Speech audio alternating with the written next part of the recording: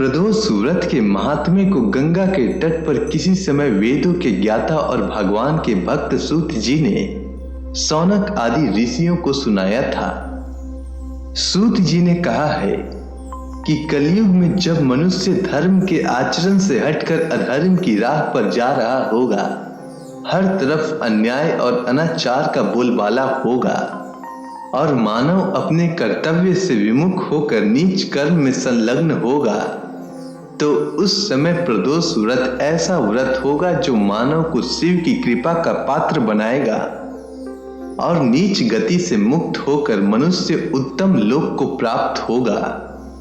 सूत जी ने शौनक आदि ऋषियों को यह भी कहा कि प्रदोष व्रत के पुण्य से कलयुग में मनुष्य के सभी प्रकार के कष्ट और पाप नष्ट हो जाएंगे। यह व्रत अति कल्याणकारी है। इस व्रत के प्रभाव से मनुष्य को अभीष्ट की प्राप्ति होगी। इस व्रत में अलग अलग दिन के प्रदोष व्रत से क्या लाभ मिलता है, यह भी सूत जी ने बताया।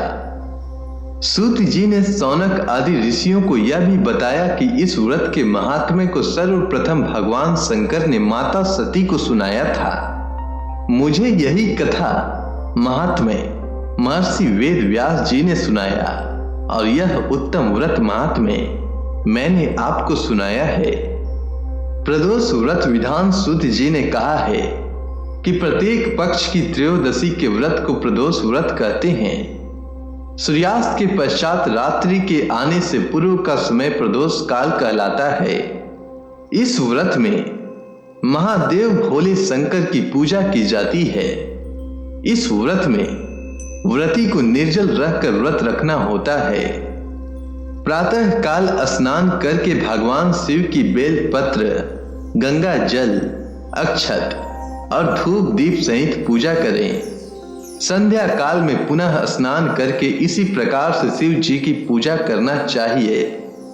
इस प्रकार प्रदोष व्रत करने से व्रती को पुण्य मिलता है। सोम प्रदोष व्रत कथा के अनुसार एक नगर में एक ब्राह्मणी रहती थी। उसके पति का स्वर्गवास हो गया था।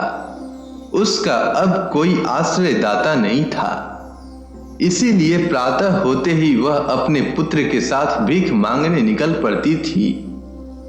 भिक्षाटन से ही वह स्वयं पुत्र का पेट पालती थी।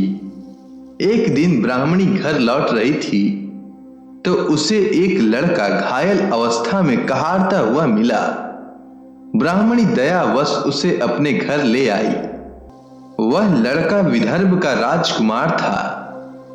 शत्रु सैनिकों ने उसके राज्य पर आक्रमण करके उसके पिता को बंदी बना लिया था और राज्य पर नियंत्रण कर लिया था। इसीलिए वह मारा मारा फिर रहा था। राजकुमार ब्राह्मण पुत्र के साथ ब्राह्मणी के घर रहने लगा। एक दिन अंशुमती नामक एक गंधर्व कन्या ने राजकुमार को देखा तो वह उस पर मोहित हो गई।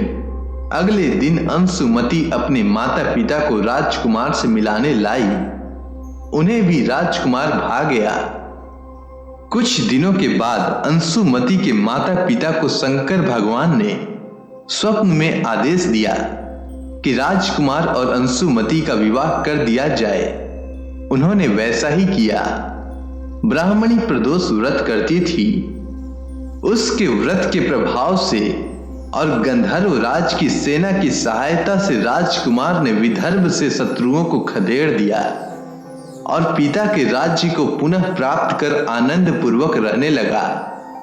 राजकुमार ने ब्राह्मण पुत्र को अपना प्रधानमंत्री बनाया।